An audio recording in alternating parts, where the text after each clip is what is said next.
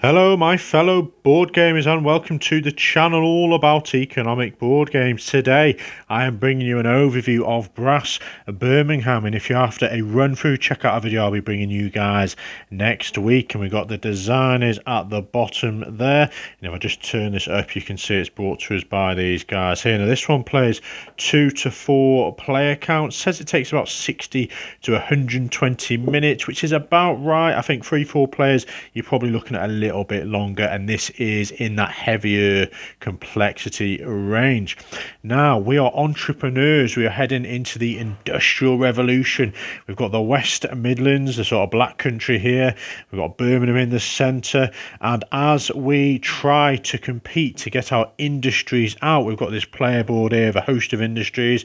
You've got ones that bring produce onto the board, so you've got your breweries. You'll be working from your bottom to the top as you bring them out, left to right for your coal, and you've got your iron here as you go left and upwards. Those bring specific resources out, so coal, iron, and beer barrels as well. And then you've got these three other industries. You've got your merchandise, can't remember what they're called now, manufacturing goods, that's it. So as you bring these out from bottom here all the way to the right at the top, you will be able to sell the goods. Hopefully you'll have to pay a beer in this case. You've also got cotton, so working away from the bottom to the top, and you have got the pottery. Now all the costs of bringing these out on the side to do so here, quite pricey to bring this one out, £17 and an iron. Some of them require coal, and some of them require different amounts of money. Equally, you can see the benefits of these. So once they are flipped over, either you've sold the goods or you've managed to shift the goods from them, you can see 5 incomes, that one there. This one's 5 victory points at the end of an era, and this is some extra sort of network points for putting next to canals and rail. So looking at the board then, we have 2 eras to this game. You've got the canal era, and you can see all these sort of little blue squiggly lines represent canals. And once you played out the canal era and scored points, you go into the rail era. So these canals will be no use in that era, and they're turned over. They'll all come off the board, the canals, and you start afresh by building rails. And those can only be built on these sort of little rail icons on the board. So that's the eras, and it's kind of based over the 1770s to the 1870s. On the board as well, we've got a sort of market up here. You can purchase coal if you can't acquire it from a network on the board. You can also purchase the orange cubes, which are the iron, and they have to be taken from the board if you can, and they're slightly different. They don't need to be part of a network to attain them. If not, you're going to be paying top dollar at the markets for those. We've got the player order on here, 1 to 4, and this is determined by the amount of money you spend. So whoever spends the fewest in a one turn or a round, shall we say, will be going first on the next round.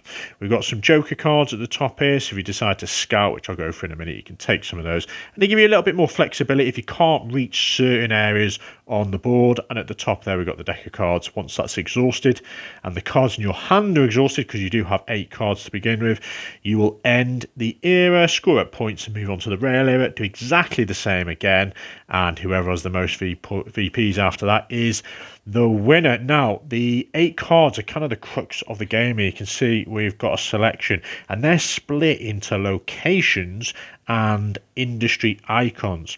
So depending on the location, depends where you can go on the board. So if we look at, say, Coventry, and they've got this nice sort of colour matching to sort of locate them on the board. So you've got these reds here, you've got some blues and purples and what have you. So Coventry, we can see is, or what area was that now? That was the red one.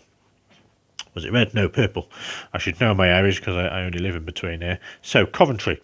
We can see here then, if you go here, you have an option to build on any remaining industries. So we could go for a textile, not textile, a pottery, or we could go for one of these to the manufactured goods or the coal. So that playing that card determines what we can build from our board.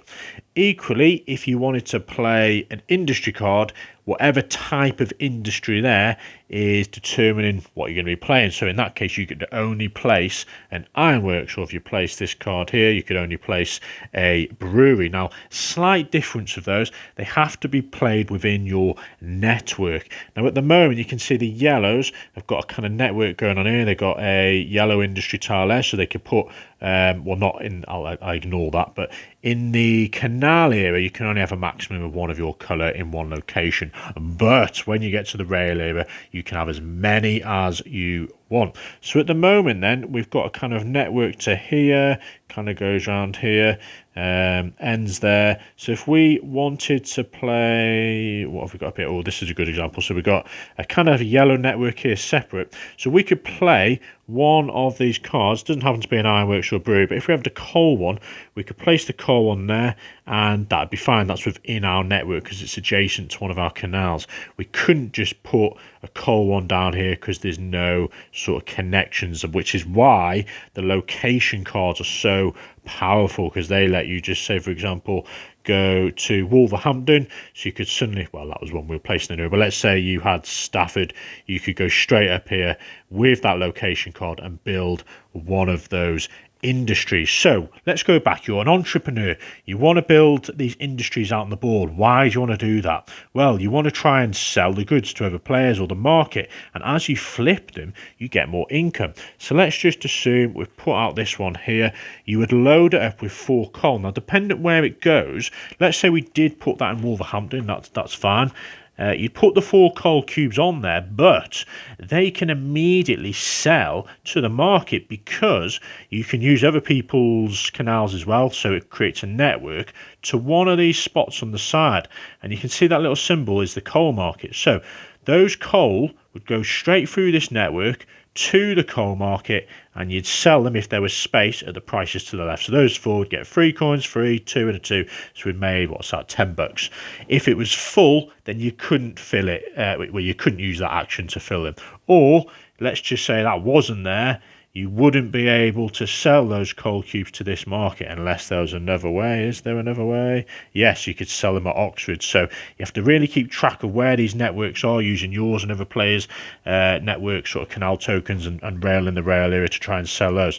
With iron, let's just say we had placed this one. So we pop it down. Now, iron's slightly different. I think thematically speaking, back in the day, it was lighter and could be carried by horse and cart. You don't need that network connection to these sort of outside towns. It can fill the market straight away and get you the money. If it's full, then you don't do that. Now, in terms of these markets on the side, in a sort of 2-player setup, you've got Oxford here, Gloucester and Shrewsbury. And these represent sort of external markets that are slightly further afield. And they're where you can go to sell goods or access the market for coal in this case.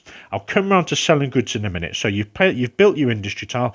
You're trying to get those, let's see this example here. You're trying to get these off to the market, because once you've shifted them all, you get to flip it. And as I say, you get income of 7, you get victory points at the end of the era, and potentially victory points for canal tokens next to it. So how are we going to get rid of these free coins, free coal, if this was, let's say these 2 weren't here, we managed to put it down. We haven't managed to shift them to these external markets, and even though these may be built later on, you can't then do it. It only happens once you place it. Now, these can be used by either yourself or other players if they're connected to your network. So let's just say the red player comes and builds here, and they require a coal. They can take that from yours, so it doesn't cost them, which is beneficial, but it's also beneficial for you because you're starting to get rid of them. And as I say, once they're all gone, you can flip it and you get all the benefits. So that's kind of the crux of the game, is getting these various industries, which ones at which time you're going to go for. Because if you decide to build an ironworks like this, and then the next player builds something and they need iron, and they have to take it from you, they could take one from here, one from there, depending on what's beneficial for them. Obviously, they're going to probably want to take it here, but you can see this example here, the Coventry, that ironworks isn't connected to anything, which is fine for iron, so they could take that. Whereas the coal, if there was, say, a random coal up here with no connections, they can't access that. So that's sort of how you attain the coal and the coal and iron and want to shift them on. So that's building. What have we got next? Your networks. Now, networks sort of give you flexibility in the game. You place them down, they give you access to the markets, like I've said, and you've seen the importance of being able to sell them at top dollar or access them to buy them if there's none on the board and no one's developed those industries. Develop then is create crucial. This is where you can shift up to 1 or 2 tiles from your board. Now you have to follow the linear path. You work your way upwards here. So you take, this would be the next one off, and then this one, and it kind of helps you speed things up a little bit. You're shifting, industry tiles of less value that you don't really want to put out and spend the actions and time to purchase and place on the board, because you're going to have to pay for all these as well as the resource. So you could take 2 off, and then let's just say you developed, and that's the case. You can then put out some more valuable ones, which you can see get you more victory points and more raises in income. So that's the develop action. Now you do have a cost to that of iron. So for each tile you take off, you do have to pay 1 iron. And again, you can take it anywhere off the board. If there's none here, you've got to pay for it from the market. So be mindful the timing of when you want to do develop. Selling then. So selling is slightly different. As I said, you've got those 3 industries. You've got your cotton, your manufactured goods, and your pottery. Now here's an example here. So we've got Gloucester. We're connected to this industry, and these are randomly dealt at the beginning of the game, and these external markets are how you're going to sell to flip. This particular one is the cotton mill. So they have the symbol there, which is fine. They are willing to purchase your cotton. Here they're willing to purchase cotton as well. At the top here, it'd be useless as going there because they're after manufactured goods. So we have got a connection here, and they are after that good. So what else do we need? We need a beer barrel to be able to turn it. Now, during the sell action, you can acquire these beer barrels that sort of start in play there, but once they've been exhausted, they don't get replenished till the end of the era. So we have got that beer barrel. We're first there to use it. Boom, we can flip it. There's also some extra bonuses. You can get a free up develop action without spending an iron, some extra income and some extra VPs as well, so don't forget those. We flip it and we get all the same benefits again. We get increase in income straight away. Do all your victory points at the end of the era for this little bottom left VP one. And connections, and I'll explain connections while we're here. So that has a 1 connector. So at the end of the era, this one canal is going to get 1 point, 2 points, 3 points because it's connected to these. This one here is going to get 1, 2 points, 3 points. If this wasn't turned over because they hadn't sold the goods, it's only 1, 2 points because it's yet to be flipped. We have also got loans. So if you're really struggling for money, you can literally go 3 back on the income track there. You are then paying interest, so be mindful. Now, interestingly, this will go up as you acquire income from, say, let's do an example. So we turn this one, we go 5 income straight away, and you can see we're going to 1, 2, 3, 4, 5. Now we're kind of in single digits here. We broke even at 0. Whereas when you sort of get a bit further up the track, you can see from 10 to 11, 1, 2, 3, 4, 5. We've only gone up 2 income for 5 movement. Where up here, 1, 2, 3, 4, 5, you get potentially slightly more income. So you may want to take those loans earlier, because if you have to go back from, let's say here, you go 1, 2, 3, you're having more ground to catch up on. So that's loans. Probably do that early on in the game as a little bit of a tip there. Scouting then, we mentioned it briefly. You discard 2 cards, and as well as the third one, which is the one you discard anyway to do the action, and you get 1 of these each, and these allow you flexibility if you can't get to certain locations. So this one can take you to any location on the board. Maybe you've had some bad luck and you really wanted to go to Dudley or Stone, but you just haven't had that location. And also this one is a industry of your choice. Again, it has to be within your network. Once you've exhausted this deck, once you've exhausted all the cards in your hand, that is the end of the canal era.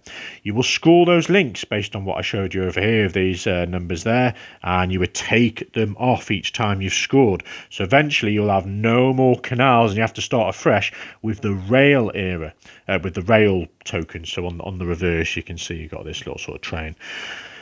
And we then score the flip tiles. So you can see this one's been flipped, we score 5. We then remove all the level 1s. That is a level 1. It's going, folks. You are not going to make the most of it, which is why you probably want to use that develop action to shift some of the 1s, get some of the 2s, the 3s out if you can, and they will remain in the rail area to score you twice, hopefully. You will then fill up the merchant beer, so these will be refilled, which is great if you need to use that as sell action. You will then shuffle all the discarded cards, deal back 8 out to each player, and you carry on exactly the same pretty much in the rail era, with the exception of a couple of things I'll go through now.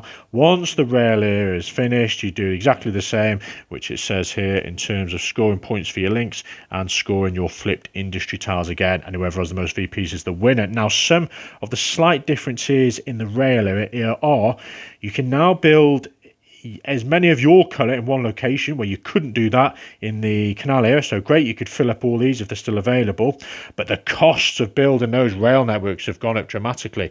As the network action, you can either do one of these two for just one action. So 5 coins and a coal, and you have to have access to the coal either before or after you place it, or 15, 2 coal and a barrel to put 2 of those trains out, and still that's only one of your 2 actions. So that is going to be the cost of doing so.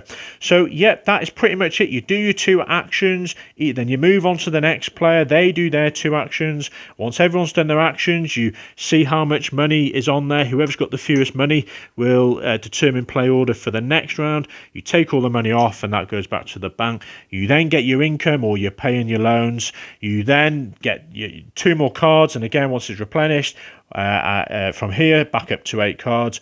Once this deck and the hand's gone, you change the era. Once 2 eras are done, you are done. Whoever has the most VPs is the winner. Wow, what a fantastic game this is, folks. If you get a chance to play it, give it a go. There's some lovely synergy there as to what industries you're going to play out, how you're going to manipulate the market, the timing of things. You're going to go get those loans early to get that capital to then invest in certain areas, and maybe you're going to let other people do the hard work and build these networks, and then you sneak in one of your industries and they require your iron or maybe your coal, and then you flip your tiles. You're getting a boost in income. You're going to try and manage your income, keep it minimal, make the most from the loans. You're going to try and just get gradual organic growth as you get more income. So a whole host of goodness from this one here. Enjoy.